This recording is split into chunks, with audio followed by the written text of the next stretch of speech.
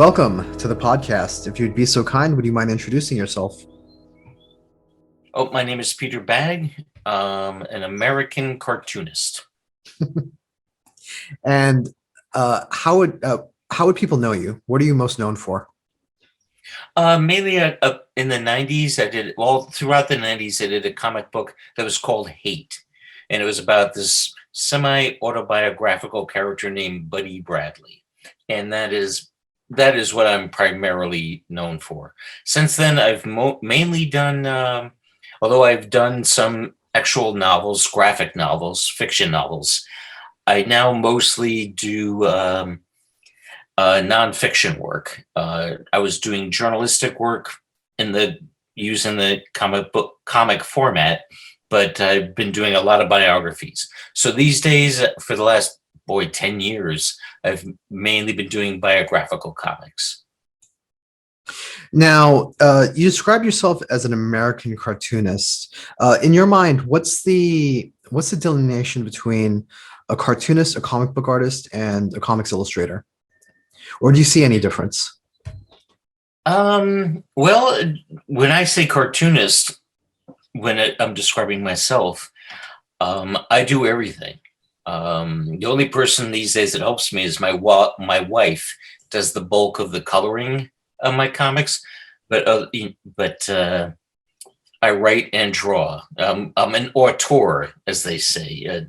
Just do everything. It's not. I have in the past worked with other people, where somebody might ink my work, or I might illustrate something written by somebody else, or vice versa. Somebody will illustrate something that I wrote. But for the most part, throughout my career, I've done a little bit of everything. So the shorthand for that is cartoonist, period. I do every step of the process I do myself. Is that how you're most comfortable working? For the most part, when I would collaborate, um, I did it for two reasons. For a while, I was getting more job offers than I could handle, so I was asking friends of mine to work with me. Um, but I also liked collaborating with other people just to see how they would handle my work, especially when I would write and they would draw it. I was very curious to see how other people would interpret what I wrote. And like I said, I've also done the opposite. I've also illustrated work written by other people, and it'd all be very enlightening. It was enlightening for me to see how another comic book writer, how they would write, what format they used, how they would format it, and what they wanted from me, and how much freedom they'd give me. And then with me, even though I knew when I would write a comic, I knew what I would have in mind, and I almost always would provide the artist with a rough. I would do a very rough sketch of how I envisioned it, but I would always I would only ask an artist to do it if I liked his or her work, and I would give them a lot of leeway. If they felt strongly that they wanted to change this, that, or the other thing, I would let them, because I trusted them, and I'd be curious to see what they would do, and I very much liked seeing how somebody else would interpret my own ideas, and it would be enlightening. I can't pinpoint any particular instance, but I'm sure that it would inform how I worked in the future. How what they did with my work would affect my own process and my own approach, if that makes any sense. Yeah, absolutely. So your process is something I want to delve more into. But before we get that, I'd like to talk about how you got into cartooning. What led you to that direction? Well, growing up, I was a terrible student. Nobody knew including me, what I would make of my life. I used to fantasize about being a garbage man, and I'm serious. I thought that would be great to be a garbage man. How old were I you? thought that was an ideal job, but But there must have been something in me that wanted more, that wanted to do something more creative, make some kind of a name for myself. And of all the things that I was interested in, drawing and cartooning was the one thing that I at least had showed some ability. And all, like, again, when I was growing up in high school, junior high, when I would draw, it would just be doodling. I didn't take it serious. I didn't apply myself. Um, but and I got accepted to, or I got accepted to an art school that literally accepted everybody, as long as you could pay the tuition.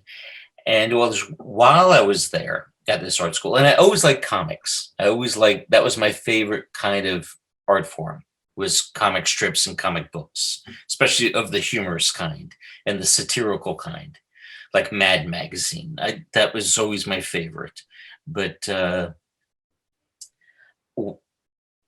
while I was taking art classes in high school, and even when I started going to art college, uh, there was a real, this was back in the 70s, the mid late 70s. There was a real prejudice against comic art, that it wasn't even an art at all.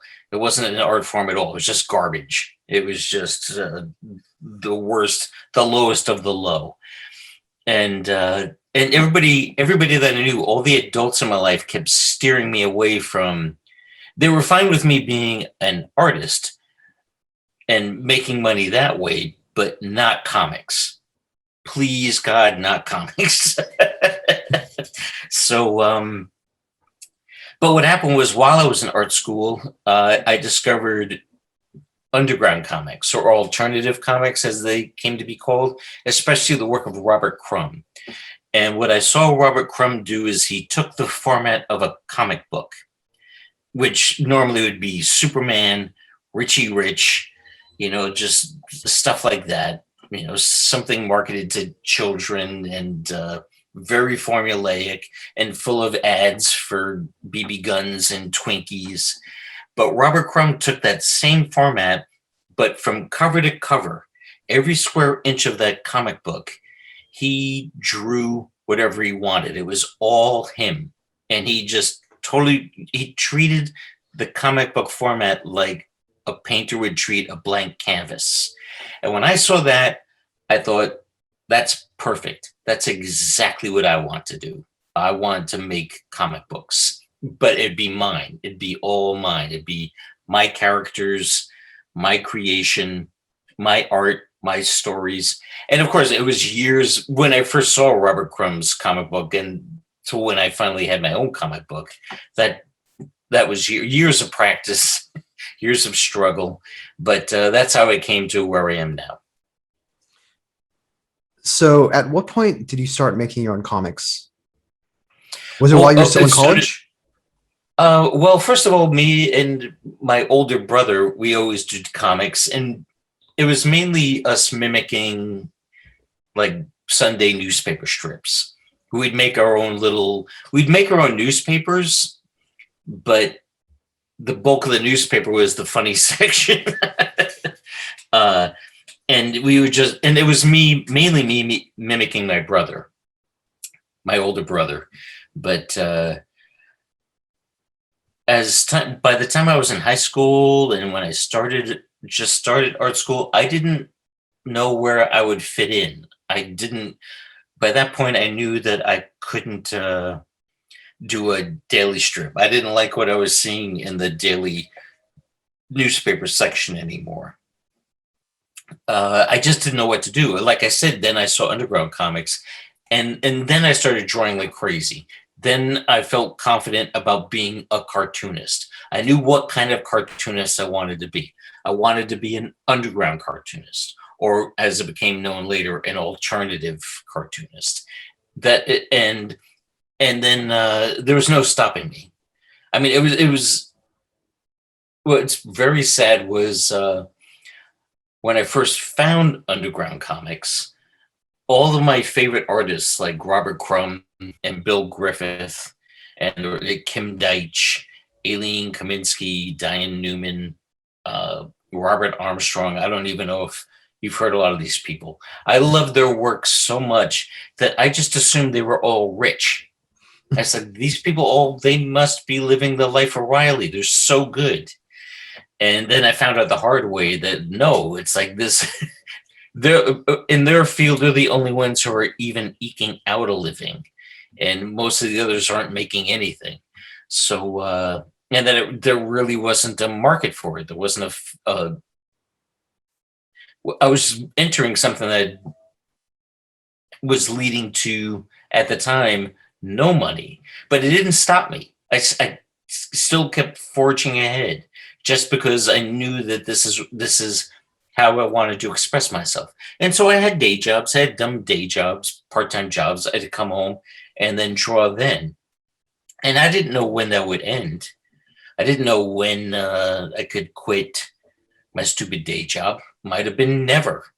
And maybe that I would have had to have become a garbage man. But I just was very inspired. What else can I say? I just felt driven. And I was like, if I'm going to make it anything, it'll be this. And if I'm forced to give it up at some point, then I will. But I'm going to keep doing this until then. Fortunately for me, my then girlfriend and now wife, she was all for it. She liked my comics, and she was very much, she liked the idea of me being a cartoonist. She thought cartoonists were cute. So fortunately for me. So she was all in favor of me plowing ahead. So for years, all through like now I'm 63. And so all through the 1980s, I really didn't make much money. I think it wasn't until 1989 that was the first time I made a 5-figure income in US dollars. So I was really squeaking by. My wife made decent money. So it was her support that and her willingness to support me. That was the only thing that kept me going. That's great. So what was your first published work? My first published work? Yeah. Um, Were you contributing to anthologies or other underground no, magazines? no, there were like there was like an underground newspaper in New York, the East Village Eye. I forget, going way back when there was a hippie publication. Maybe that was the East Village Other. I didn't work for that. I worked for the East Village Eye. I just had one strip in there, and they didn't pay me. It was just to see my work in print. And then shortly after that, uh, there was a magazine called High Times, which was a drug magazine. It was all about pot, even though pot was illegal. There was a magazine about pot, about marijuana, and they actually paid pretty well. I usually had to sue them to get paid, but they paid decently. And I would do a lot of work for porno magazines, especially this one magazine called Screw. Screw magazine was like it was more like a tabloid. It came out every week, and it looked like a newspaper, but it was just all ads for prostitutes. But the guy that published it loved comics, and he would have cartoonists do a comic strip, do a comic cover, and so I did work for them all the time. I loved working for them. They didn't pay great, but they paid, and they pretty much let you do whatever you wanted to do. Well, with them, as long as it was dirty, dirty and funny. That's all they asked of you. And so with all these publications, I got off to a decent. Again, working for any of these companies, you were never going to get rich just working for them, but it was something, and it was very important for me to see my work printed. It always looks so different in print as opposed to when you're looking at the comic page. And that's always been very educational. It's very important for a cartoonist to see his or her work on the printed page because it looks so different. And that will inform what you do next. The next time you sit down with a pen and a piece of paper, you think very differently once you've already seen your work in print. And then that didn't I don't think about that anymore, or rarely think about that. But for years and years, that would always be the case. Like even when I was doing the comic book hate in the 90s, I would send my publisher Fantagraphics, I'd send them an issue, and I'd think, this is the best thing ever. I'm just going to knock everybody out. And then it would come out in print, and I'd think it looked terrible. And I would try to figure out,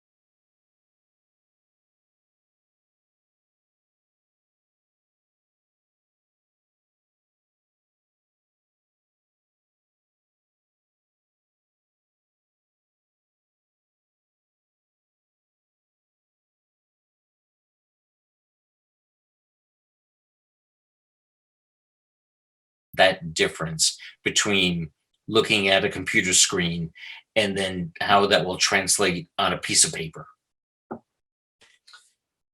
So you talked about working with the gray tones and color saturation. For most of your career, you've worked in black and white. How much of that was a budget consideration, and how much of that was I was because? Go for it. Go for totally it. about creation. That became a bit. It appeared to most people to be an aesthetic choice, that alternative comics or underground comics, going all the way back to the 60s up until the 90s. It was presumed, or people like to pretend that it was presumed, that that was an aesthetic choice, but it wasn't. It was an economic choice. Mainstream comics, DC, Marvel, Harvey, Archie, they had a much wider distribution, and they had ads. They'd have advertisements in the comics that would pay for the bulk of the production. And that's how they can afford full color. And that's the interesting thing too about old underground comics, and then later in the 80s and 90s alternative comics, is they still always had color covers. So we all worked with color, whether it was hand colored or color separations. All of us worked with color just to produce the front and back cover. But then the inside, for again, for economic reasons, it had to be black and white. Just the amount of labor involved with the old fashioned ways of doing hand cutting color separations, which younger people, I don't know how old you are, but if you ever see the color, like you have to put down an acetate sheet, and everything on that acetate sheet is going to be blue or cyan, and you cut everything to be that. And then the next sheet is red, the next sheet is yellow. But you have to cut everything and put gray tone sheets on it to make the mixes and matches. It was very labor intensive. More than anything else, it was so labor intensive to do that. And that is what made doing a color comic not just difficult, but really expensive. Also, when you're doing these overlays, you're not looking at the color. You're just guessing what the color would be. You're guessing that this red and this blue mashed together will be the purple that you want. You don't know until it appears in print. Photoshop and Illustrator, apps like that, it completely changed everything. It made everything so much easier and so much cheaper. So like at least in the mid 90s, my comic was selling well enough in terms of alternative comics. It was selling well enough that my publisher was at least willing to let me try doing a full color comic. And people hated me for it. It was really weird. People thought this is the worst. An alternative comic that's in full color. That was like the worst pushback I ever got. But of course, like I was telling you, every alternative cartoonist worked with color when they were doing their covers. And it's like, why does it have to just be the cover? Why not have the whole comic book in full color? But now, again, thanks to computer technology, it has now pretty much become entirely an aesthetic choice. You want your work to be black and white or gray tone or monotone? Fine, go ahead and do that. But that's an aesthetic choice. It's not an economic choice, or less an economic choice. And more alternative comics are in full color because it's so much easier to do. I'd like to talk about your technique a little bit. Do you usually use a brush or do you use nibs? I use, yes, I do use a brush, and these days I use, I don't know if you're familiar with it, it's a Pentel brush where the ink is in a little cartridge, Okay, yeah, yeah, yeah. but it has yeah, so it's kind of like it's a pen brush, and it has it, and mainly what I like about it is that the tip never, so far, the tip has never gone bad. It doesn't splay. It doesn't do what a horsehair brush does, and so I like it very much for that reason. And it's more consistent. I get more consistent ink line with it. Um, Other than that, with everything that is straight line, uh, like if you're drawing a room, let's say you're drawing a room, everything that is soft, like a human, any person that's in the room, an animal, and also upholstered furniture. I will draw all of that with a brush. But everything that's hard edged, like a window, a bookcase, anything that's straight lined, doors, floors. For that, I use a technical pen. Like the most common brand name is Rapidograph. But yeah, I just use these ink cartridge straight line pens that come in different thicknesses. Now, have you transitioned to working digitally or are you still working on paper? I do work digitally, and I have ever since I started, since the mid 90s, with going with a full color comic, where I do the line work um, on paper. It's still, all the line work is almost entirely done on a piece of paper, but then I scan it.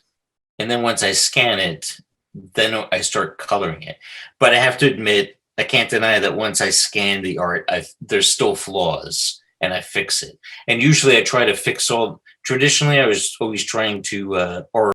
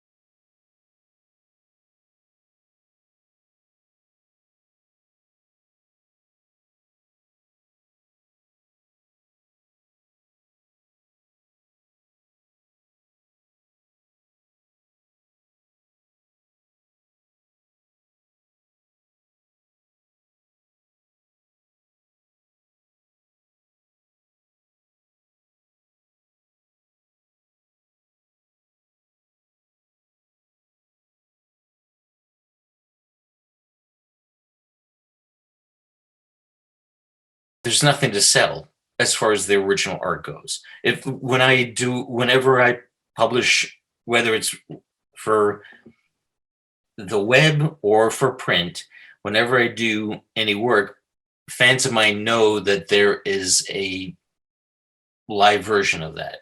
They know that there's a piece of paper with ink on it that is what they're looking at, and they want to buy it. And that doesn't happen if everything is digital. I can't. There's no original art. I can't sell original art. And the older I get, that's a bigger and bigger part of my income is selling the original art. Yeah. Tell me more about working on tracing paper. Do you then transfer it to a piece of board with a light board, or?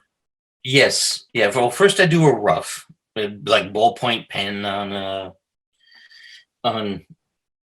piece of printer paper, and then and from that, based on that, I will lay the page. I'll make changes through every step, but I'll lay out the page on a piece of Bristol board, and and I buy pads, so 14 by 17, or if it's a simpler page, it'll be 11 by 14, but usually 14 by 17. I'll lay the whole strip out on that. I'll block out all the panels, and then on top of that, I put a piece of tracing paper. And so I originally will draw everything on that tracing paper, first with light pencil, then with a darker, softer pencil. But like I said, like I have this weird visual dyslexia where there's always things off about it, and I can't fix it. I know that something is wrong, but I don't know how to solve it. And so I'll take that piece of tracing paper and I flip it backwards. I just turn it around backwards. And then I immediately see what needs to be fixed. So then, with a very dark, soft pencil on the back of the tracing paper, I redraw the whole strip backwards. And while I'm doing that, I'm fixing. It's usually posture. That's the main thing that's a problem, is the way somebody's standing or walking or running. That's usually what I get wrong. And that step, looking at it all backwards, that's where I fix it. And then I flip it back over, and then I just, by rubbing all that pencil lines, I rub it onto the Bristol board. But I'm still making changes. There's still lots of times where I feel like, okay, this person's head, it's a little too low in the panel. So I just take the whole piece of tracing paper and shift it up, even if it's a quarter of an inch or an eighth of an inch. I just nudge it up, and then I transfer it, or nudge it to the left, nudge it to the right. I'm doing all of this nudging with each panel as I rub it onto the Bristol board. And then I have this very soft light pencil on the Bristol board, and then I'm penciling it again. I have to pencil again. You can't ink that, because while you're inking the top, your arm is rubbing all this soft rubbings. But that gives me another chance to make corrections. I'm still, with each step, I'm making corrections and I'm tweaking. This process gives me a lot of opportunity to tweak, and it also saves me from doing excessive erasing. Because if I'm trying to do it all straight to the Bristol board and I'm making all of these mistakes, then I'm just erasing and erasing, and erasing itself chews up the paper. So then when you're inking on a very chewed up piece of paper. I hope all this makes sense. Hey, no, absolutely. So one of the things that I'm trying to do with this podcast is for it to be interesting to artists and other illustrators. So that's why it's the conversation is very technique heavy. But Yeah. the process that you just described sounds very time intensive. From beginning to end, how long does it take you to finish a page? When you know when I think about drawing a page, my stock answer, oh, like a full comic book page, my stock answer would be like 3 pages. But when you factor in writing, and these days too, with doing nonfiction work, there's also research. So these days, I'd say it's probably a week went into each page. When you factor in everything, it takes it. You're looking at a week's worth of labor when you look at one of my pages.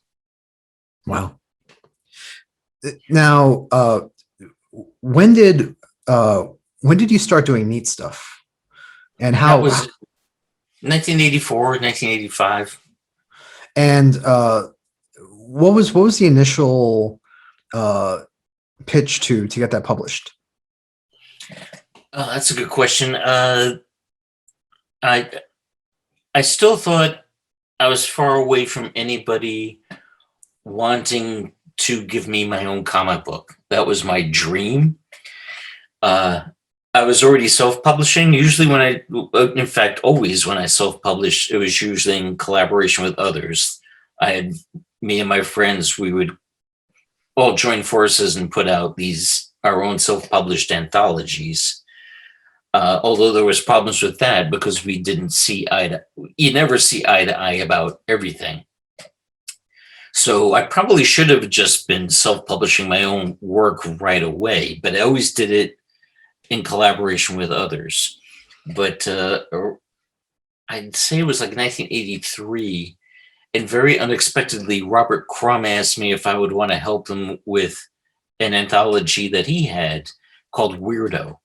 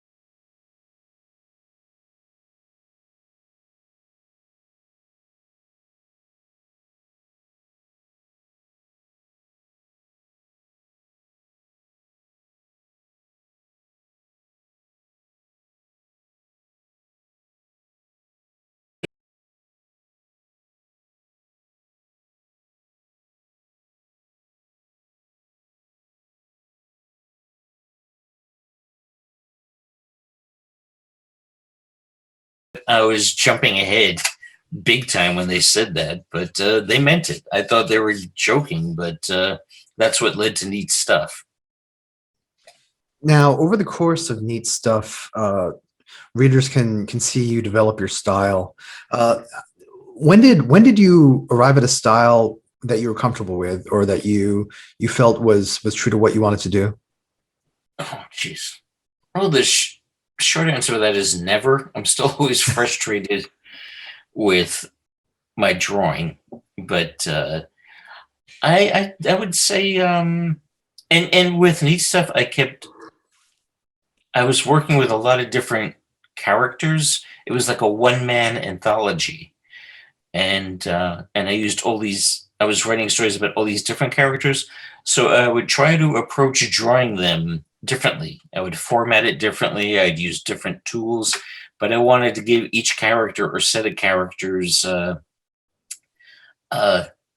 different styles. But after a while, I thought some of them worked better than the others. So yeah, it was all just trial by error. And then when I started doing Hate in 1990, I actually really wanted it to look like an old underground comic book. I wanted it to be printed on the cheapest paper. Uh, Lots of cross hatching. I think I was mainly thinking of the Freak Brothers. If you know who Yeah, Gilbert absolutely. Sheldon is, yeah, I wanted it to look like a Freak Brothers comic. And after a while, I got a bit tired of that, and then I jumped to doing full color. And once I went to full color, the cross hatching made no sense. So then I completely stopped doing the cross hatching because it clashed with the color. It was very much one or the other. So it's all but I would say once I started doing the color hates, I've been pretty consistent. Even if I do black and white, I'm using the gray tones I'm doing on Photoshop, and and treating it I'm treating it like a full color comic, except that it's black and white. But I would say once I started doing the full color hates, that then I was pretty much set on a formula and a drawing style. Now, Neat Stuff was Neat Stuff the first time you used the Bradleys and Buddy Bradley? A little bit before then in self-published comics. Yeah, the first Bradley comic I ever had published would be 1981. But yeah, they just took over. They first the Bradley family took over, and then Buddy Bradley took over, just because it was the most autobiographical. And is that the reason why you decided to spin him off in his own book? Yes, after a while, I was just like, I have so many ideas for this one character, and commercially, it just made sense. By 1990, it just made sense to have a starring character, which is true. It's like make a comic book about a specific person. You know, it could be Charlie Brown, it could be Archie, it could be Dick Tracy, it could be Little Orphan Annie. You know, and focusing on one starring character is, generally speaking, commercially, it's what works. And that happened in my case. It Hate, the first issue of Hate sold 5 times more than Neat Stuff did.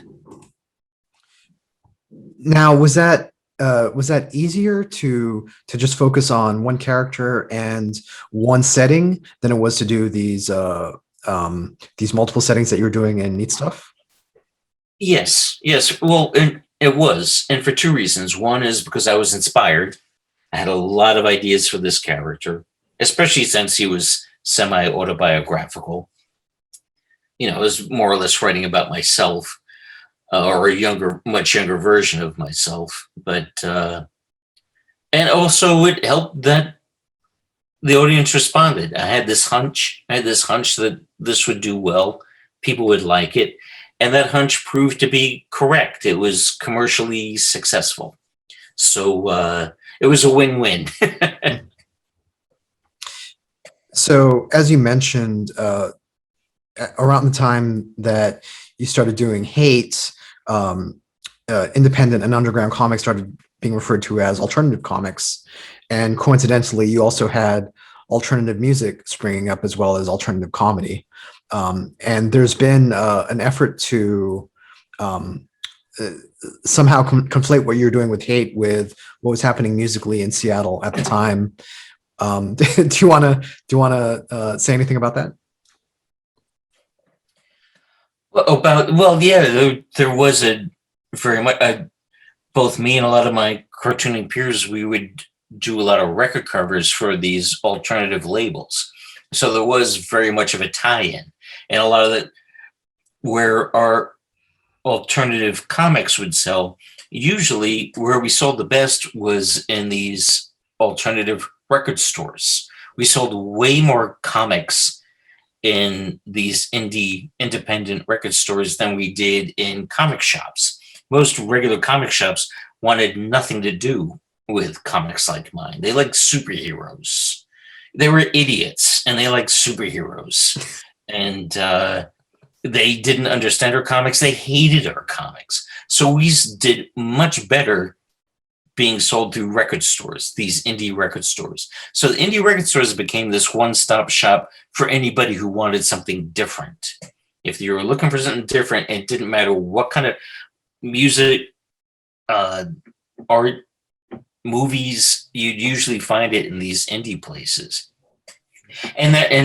So it wasn't surprising too that later on they tended to be younger than me, but there was this huge wave of alternative or indie comedians, and they immediately were drawn to cartoonists like myself. And I still am friends with friendly acquaintances with a lot of these.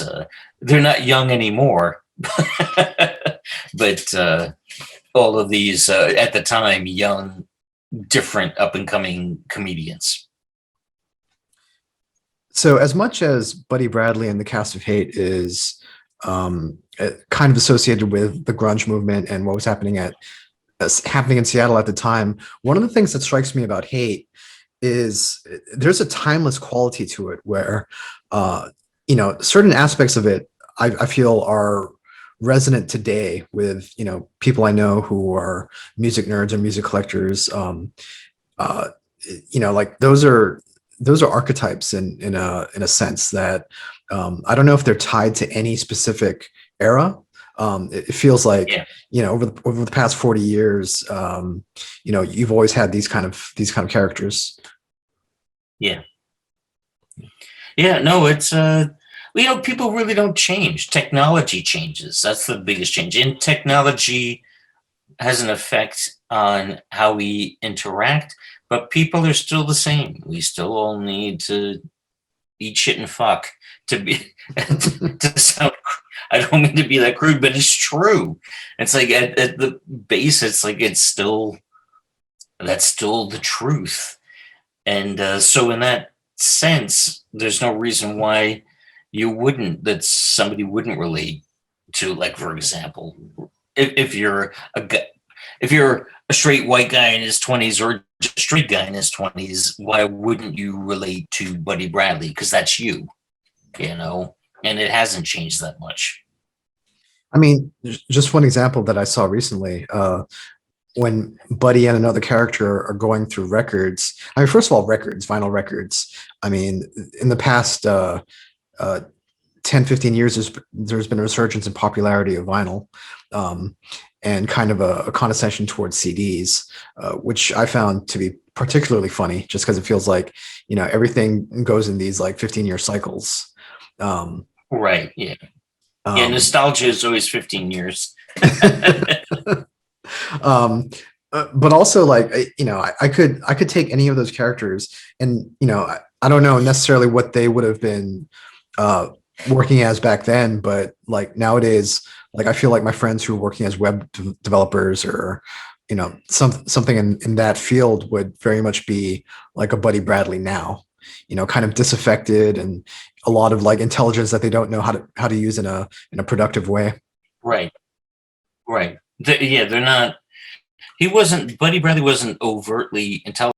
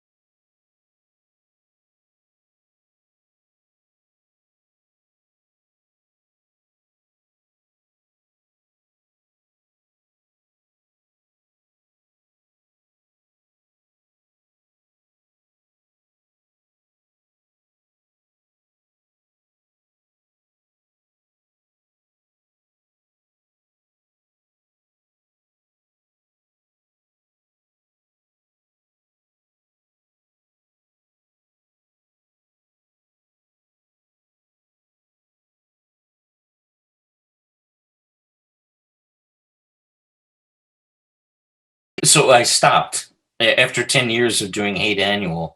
I just stopped just because I was happy with the stories. I liked him and I still had a million story ideas for him. Because, like I said, he was always this ersatz version of myself. So it wasn't like I ran out of story ideas for him, but the audience wasn't there. They just dissipated. So speaking of other opportunities and perhaps lucrative opportunities, you spent most of your life working in independent comics and self-publishing, but you did some work for Marvel Comics. A little bit. Yeah, that was one of those things. Marvel and DC, they gave me some job opportunities to try different things. It was a wide variety of things. I did it because it paid well. They gave me a guaranteed page rate. So even if it failed horribly, it still was worth my while. And I'm very proud of the work I did with them. But yeah, but that was short lived. Over time, everything that was going on with Marvel and DC for all kinds of reasons, uh, they just had no use for me. So I'd say it was like 10 years ago, 2010 was the last time I did something for either of those companies. Meanwhile, you know what, Adrian, I have to go Sorry about that. because we have company coming. I didn't know we would be talking this long. So if you have any more questions for me, you could write to me and I'll answer them. How much time do you have? Oh, I have to go right now. Okay. Sorry. Can we schedule a follow-up because I want to talk to you about your recent biographies. Okay. Yeah. Well, write to me and we'll figure something else out. Okay, great. Thanks, Peter. Appreciate it. So we're back with Mr. Peter Bagge, who was kind enough to schedule some more time so we can talk about some of his recent work. Let's talk about the biographies that you've done recently. Can you tell me a little bit about Woman Rebel, Fire, and Credo? Sure. Well, what happened, how those came about, you'd have to go, the first one, Woman Rebel, that came out in 2013. And a good 10 years before then, I found myself doing short biographical comic strips. Sometimes it was work for hire. Sometimes it was just doing it for my own amusement. In fact, for a while, I was doing these short little backup strips called Founding Fathers Funnies. And those wound up becoming a book. I did enough of these short stories about the Founding Fathers that they became a book that was published by Dark Horse. But originally, these stories I was doing were like 1 pages, 2, 3, 5 at the most. Over time, I started doing longer ones, and then it reached a point where I felt like I could do a book length biography, assuming that there was a subject that was worthy enough of a full length graphic novel biography. So I proposed the idea to the founder, Chris Oliveros, who was the founder of Drawn and Quarterly, and he was very interested. I told him what subjects I had in mind, and we settled on Margaret Sanger being the first. And the title about Margaret Sanger, for your listeners who don't know, she was a birth control advocate, was the founder of what eventually evolved into Planned Parenthood, and led a very wild, interesting, phenomenal life. And we just both agreed that she'd be a good first subject. And then it evolved into a theme with the next 2 stories that I did. The next one was about Zora Neale Hurston, who was a fiction writer and an anthropologist. And the last one is called Credo, and that is about another author and journalist named Rose Wilder Lane and a political theorist.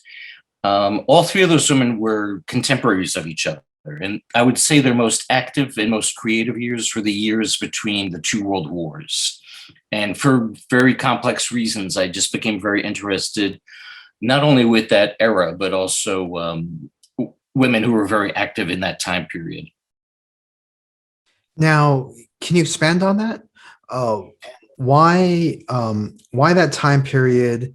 And as you mentioned, there's a theme to these, or there's a theme linking these 3 biographies, which is right. These very prominent and accomplished women. Why specifically women? Well, when it was kind of, I guess it kind of worked. It was a way of narrowing things down when it came to subject matter. But it's something that I noticed, and it turns out I'm far from the only person who has made note of this. It was an interesting time, not for all women, but for a certain type of woman, a woman who was like very ambitious and independent minded to begin with. Uh, those years, and specifically in the 20s and 30s, these type of women, they really flourished. They lived these lives that would make even a modern person feel very timid. They were just utterly fearless. They just did whatever they wanted to do, and they didn't get nearly as much pushback as you would think. Maybe that was based on their personalities to begin with, or nobody wanted to challenge them. But they just pretty much all these three women, they all always did exactly what they wanted to do and didn't let anybody stop them. With Zora Neale Hurston, the subject of the second of those biographies, she also, for her, it was double the problem in that she was also Black. So she had to deal with the fact that she was a woman and she was Black. Although what was very interesting about with her is whenever people would ask her about her career and what she's working on, just ask her questions about herself in general, they only asked about her Blackness, about what it's like to be an African American in the United States at that time. And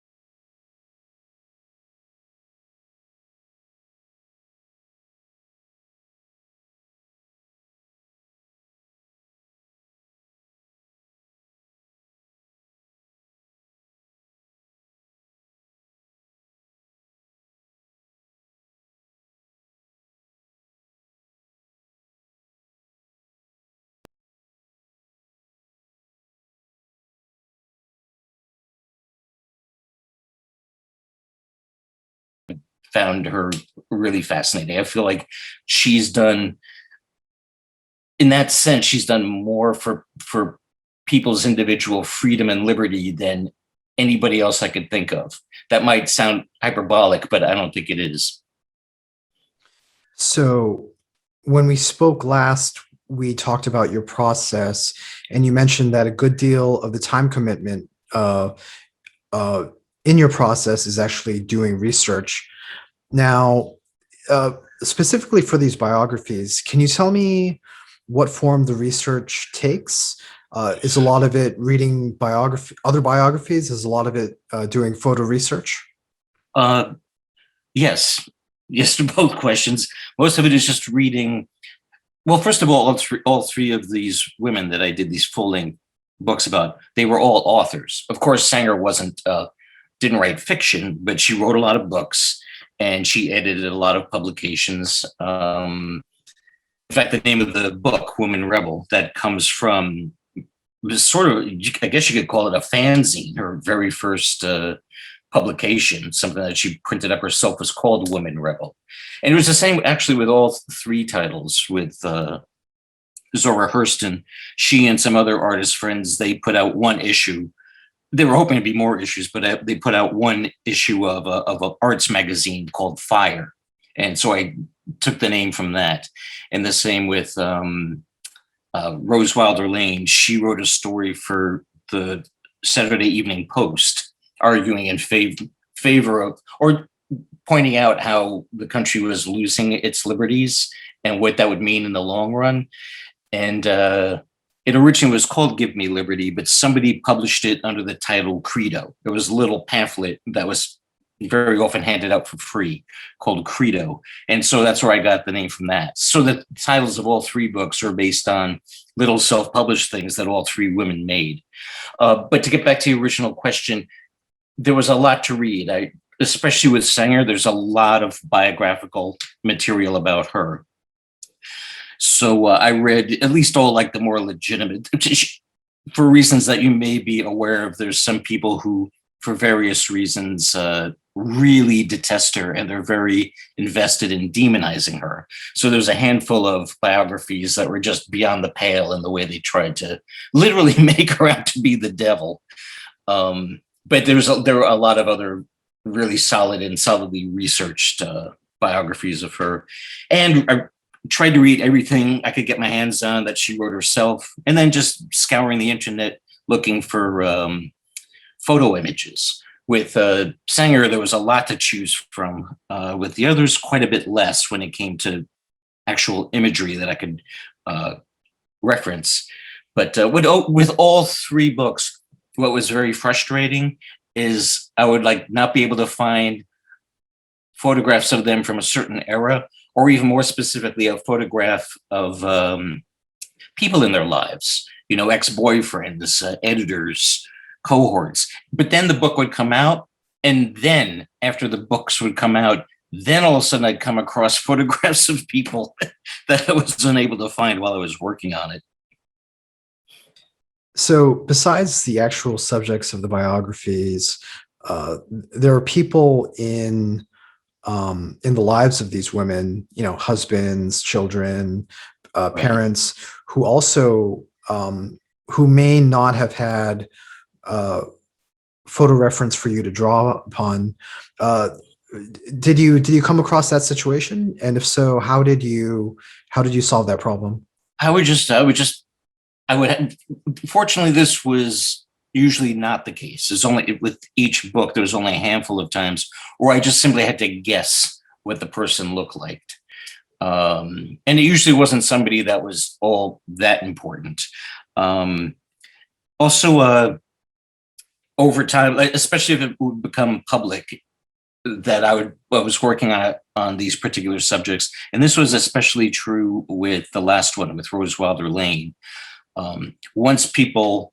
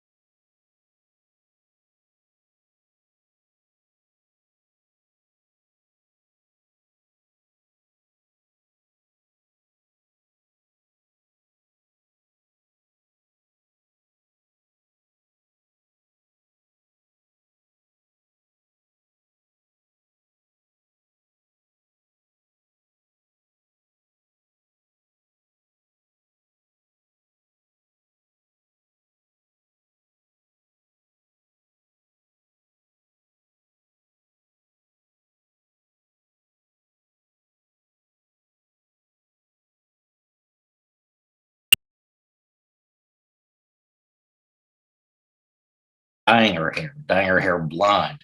The very first photos I ever saw of her, I thought she was a blonde, and she wasn't. She just had short blonde hair for one very brief period of her life. So that threw me off quite a bit. So some of your work, in particular, Hate, drew from your own life, but wasn't necessarily uh, a documentation of real life. Can you tell me the challenges or the challenges you faced in having to be a biographer and having to represent events that actually took place? Well, I wanted to be as accurate as possible. With all three of them, it reached a point where I told myself I can't do any more research. What I'm coming across, it's starting to become a bit redundant. I'm also spilling into material that either doesn't seem accurate or I know for a fact is grossly inaccurate. And at a certain point, you just have to throw in the towel and start drawing the damn thing, you know?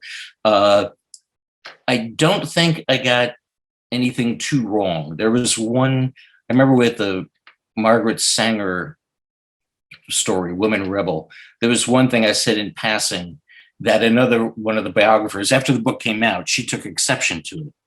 And that was frustrating because when she said, oh, Margaret Sanger would have never done that or never said this, I then couldn't find where I got the information from. I know I didn't make it up, but I couldn't find the original material.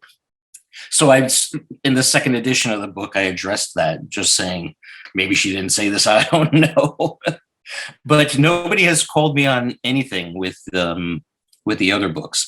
With the Zora Neale Hurston book, there is about 10, 15 years ago, a book came out. It's like this definitive, all-encompassing biography about Zora Hurston named Wrapped in Rainbows. And I ran into the author of that after my book came out. She walked up to me, and of course I was quite nervous. I thought thought she'd have a list of issues about my comic, because I never heard from her prior to the book coming out. I know my publisher contacted her, but she didn't write back. So I thought for sure she was going to have a long list of complaints, but she didn't. She told me she loved it and thought it was very accurate, very on the money. So that was a relief.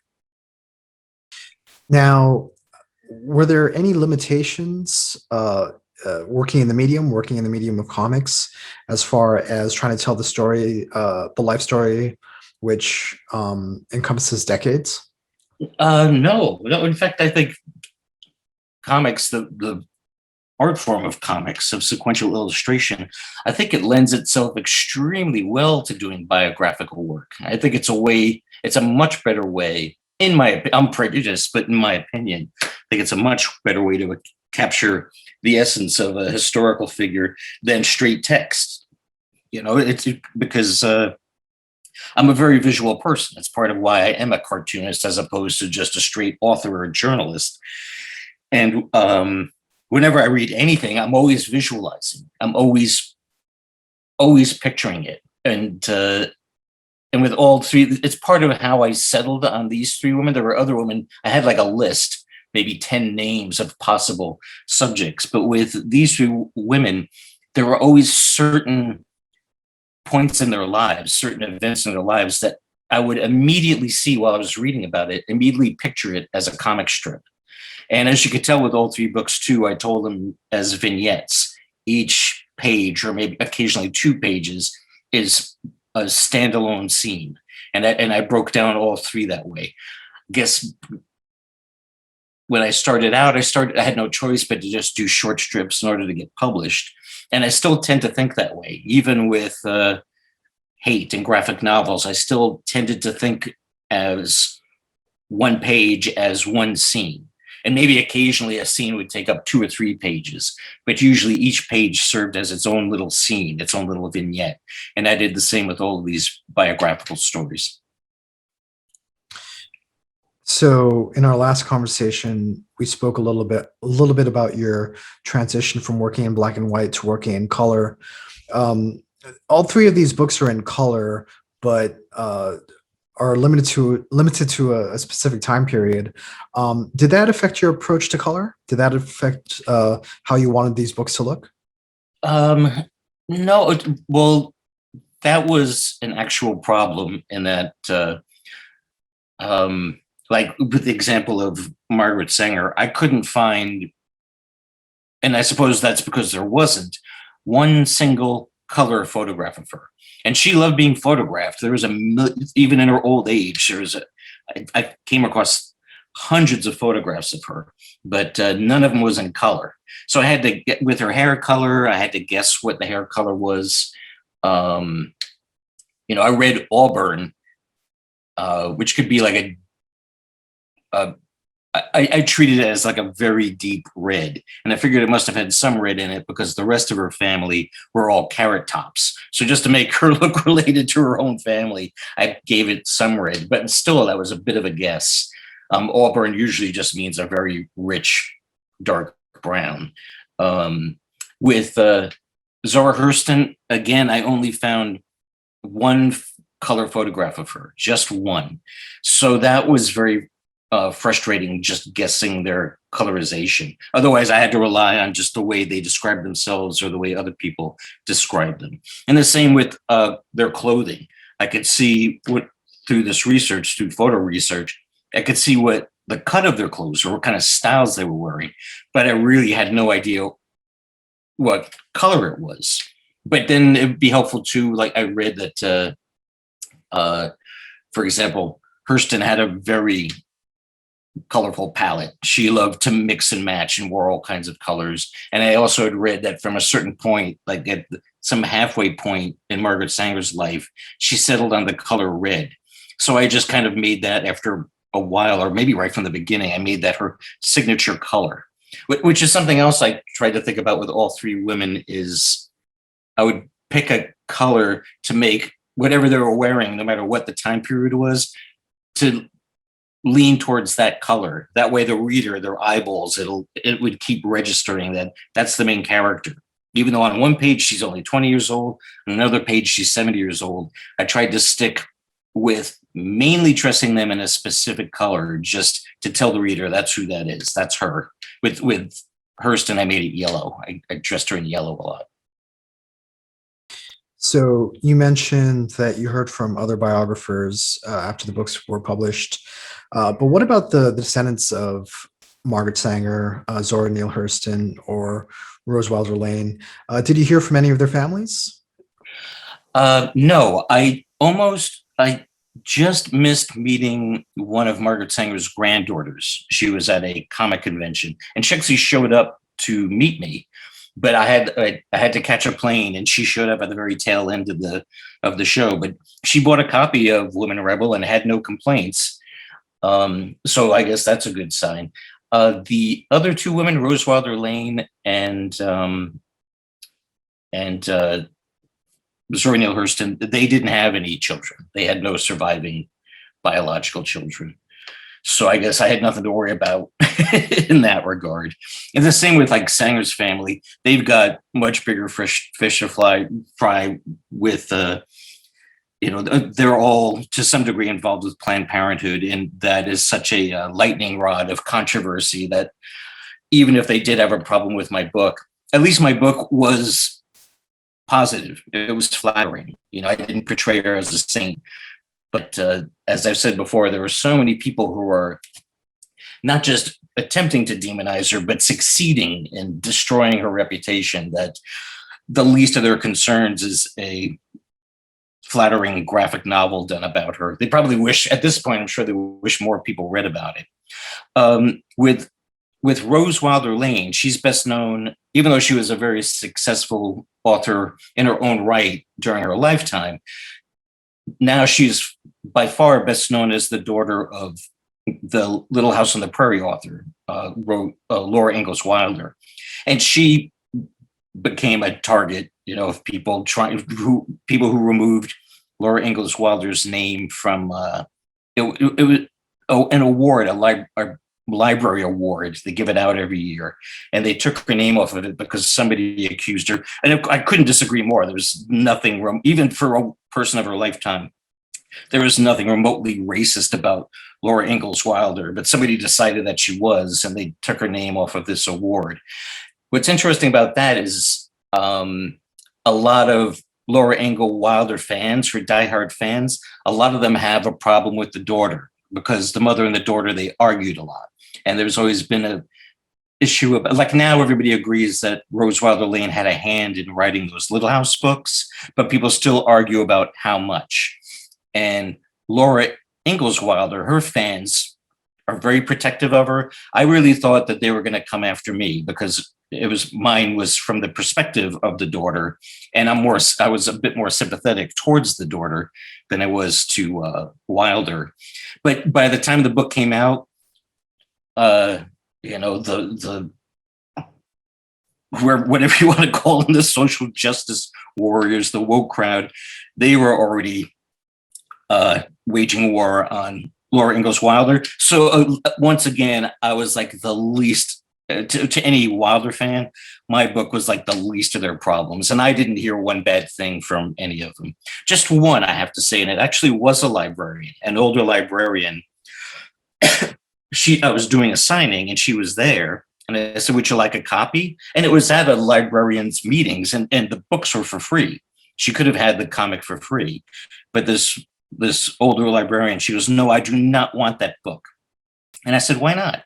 And she pointed at Rose Wilder Lane, and she said, because she was not nice to her mother. So I would have said I lost that sale, but I was giving it away for free. So do you have any more biographies planned? Are there any No, more in this series, in this theme? No. Again, I did have a list, but it's too much work for not enough money. I don't think I could afford.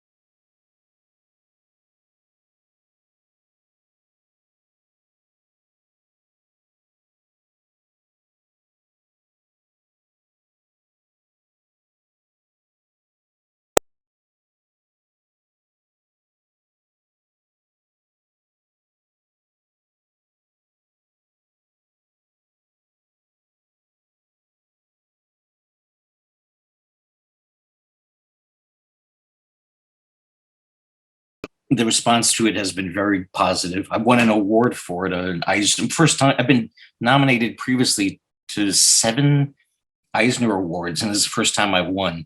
So that's flattering. That's a relief. And I should say, I keep spacing on this. Over 10 years ago, I did a graphic novel for Vertigo called Other Lives. And I was very proud of it. I thought it came out really well, but it just disappeared, just fell through the cracks. It came out right around that time that DC was cleaning house and all of my editors disappeared. So there was nobody to fight for the book when it came out. But later this year, a new edition of it is coming out from Fantagraphics. So again, even though it's already a 10-year-old book, I'm still very proud of it, and it's called Other Lives from Fantagraphics. So that's something to keep your eye out for. Can you tell me a little bit about the book and what it's about? Well, the book, in some senses, might be dated, although I think not in not in every way. But what it's about, I worked on it a bit for years, but its original inspiration was I couldn't help but notice, as everybody did, and marvel over how being on the internet changes somebody's personality to the point that you wonder who the real person is. Like even friends of mine would tell me, "Oh yeah, that person who writes on this message board under such a name, that's me." And I would be shocked because I would say, "You're doing and acting and saying things that you never would in real life. It's like you're a totally different person once you're sitting at a computer." And I've noticed that with a lot of people. A lot of it had to do with fantasy, but lots of times a lot of it was anger. Just this whole other side of them would come out, taking advantage of the anonymity of the internet. So I always wanted to do something about that. And then right around that time, I don't know if you remember it, but there was a online game slash social media world called Second Life. Do you remember that? I sort of do. I wasn't a big gamer, but I think there Right. was enough written about it or talked Right. about on like TV shows that I sort of know what Right. it's about. Yes, and it still exists. It's not. It was a bit of a phenomenon at the time. We're talking 15 years ago, but someone told me about it. Somebody I knew peripherally worked for the company that made it, and it was for free. So I looked at it, and it was like this because everything was you had an avatar, so everything was animated, and you could be literally whoever you want to be. And you just make your own world. You could buy, quote unquote, a plot of land and build your dream house or a castle. Um, so it was to me, it was like this ultimate representation of what I was just talking about, this reinventing or redefining yourself. So that inspired me. That kind of gave me a focus for writing this book. So the story is basically about four people who all know each other to some degree or another, and but who on the internet or in their past were completely different people or are completely different people, and how like their their four real lives and their four fake lives or virtual lives all wind up colliding. Now, Peter, if people want to follow you online and keep up to date with what you're doing, what's the best way to do that? Well, I'm on Facebook, but there's also if you're simply interested in my work and what's coming up with me, there's a fan page called, and it's Peter Bagge Comics, all one word. And that, like I said, it's on Facebook. Also, I'm very easy to find on Instagram and on Twitter. With Twitter, the handle is Peter Bagge One, the number one, because another